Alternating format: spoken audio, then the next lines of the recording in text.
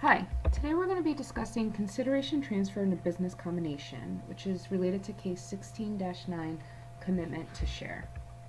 So the case gives you an opportunity to determine the accounting for three different forms of consideration transferred in a business combination.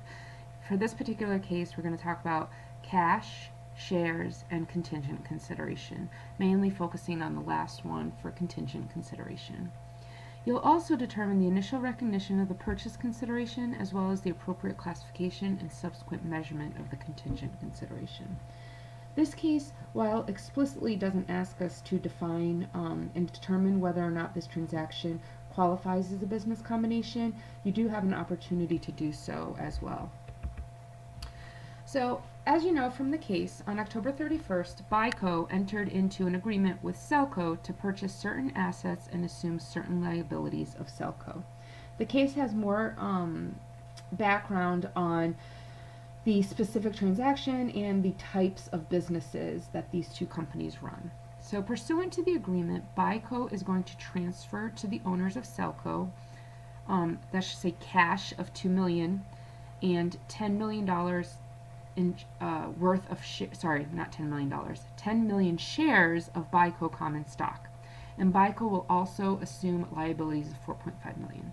So this can be confusing for some people because they think that the $4.5 million is part of the consideration and transaction.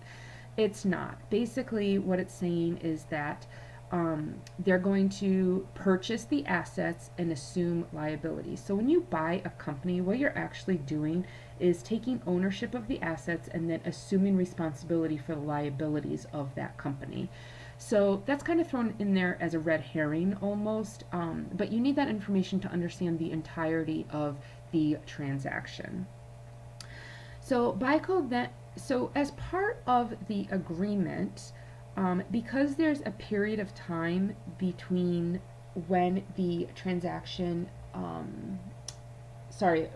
when the agreement is entered into on October 31st, and when the consideration has been completed on, I think it's December 31st, 2002. That's the closing of the transaction. So during this time, they're defining this as the liquidity event period. So a lot of companies do this. There's a time of period between when you enter into the transaction and when you actually close on the transaction, they put in certain protections to protect themselves against volatility in the stock price.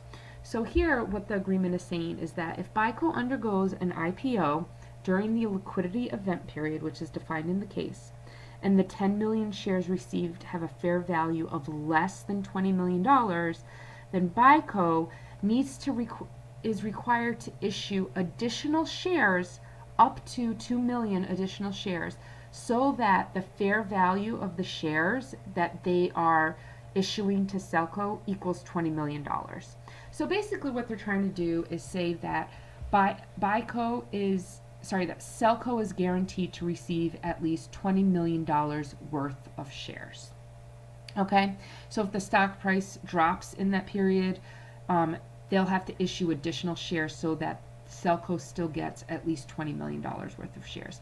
However, they will not be able to issue more than 12 million shares in total. So if the 12 million shares in total is still less than 20 million, then that's what it is. There's no further protections against that. And I'll touch on this a little bit more in Thursday's class, specifically a transaction that I worked on while I was at the bank and how we approach this contingent consideration. Okay, so just to touch quickly on what is a business combination.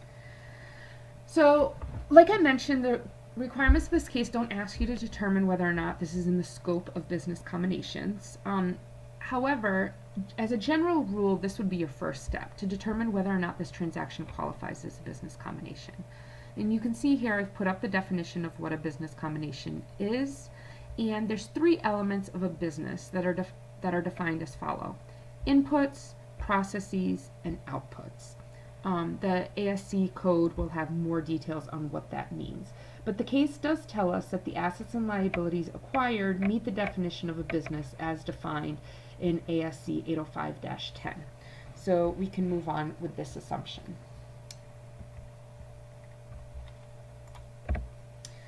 So the first question asks us, what's the total consideration transferred by BICO in the transaction, and how should it be measured? So there's three different forms of consideration in this transaction: the cash, the common stock initially issued, and this concept of the share value commitment. Okay, the share value commitment is defined within the case, and basically this is what I've been referring to as a contingent consideration. So the share value commitment is the amount of additional shares that BICO would be required to issue so that the total fair value of the shares held by Selco equals $20 million. So there's three different things that you need to do in order to answer this question. First, you need to determine how to value the consideration, and this can be found in ASC 805-30. So this piece of the literature will talk about how to value the consideration. Secondly, you need to have an understanding of when the acquisition date is. So ASC 805-30 talks about the acquisition date. So you need to be able to define what the acquisition date is, because there's a lot of dates offered within the case. So you need to refer to the guidance to define that and figure out which date we should be valuing this as of. And then finally, you need to understand how contingent consideration is defined and how it should be recognized. So this is probably the trickiest part of the case, or one of the trickier parts of the case. Excuse me. So in 805-30-20, it talks about how contingent consideration is defined, and then 805-30-25 talks about how it should be recognized. So let's switch over to the code for a minute. All right, so if we go to 805-30-20, we'll see here that this is the glossary, and we can look up contingent consideration. So it's an obligation of the acquirer, so in this case BICO, to transfer additional assets or equity interests to the former owners of an acquiree, in this case Selco owners, as part of the exchange for control of the acquiree if specified future events occur or conditions are met. However, contingent consideration also may give the acquirer the right to the return of previously transferred consideration if specified conditions are met. So it could go either way. So in this case, BICO has an obligation to transfer additional equity interest, which is the common stock, to Selco if a specified future event occurs. So the share value commitment does meet the definition of contingent consideration. If we go back to the guidance and we look at 805-30-25, we can see that there's a section on contingent consideration here, and this tells us how we should be valuing that contingent consideration. Okay? Oops. Okay. So once we've determined that, we can move on to the second question. So number 2, how should the share value commitment be reflected on the December 31st, 2001 balance sheet of BICO? So as previously stated, the share value commitment, as defined in the case, represents contingent consideration associated with this business combination.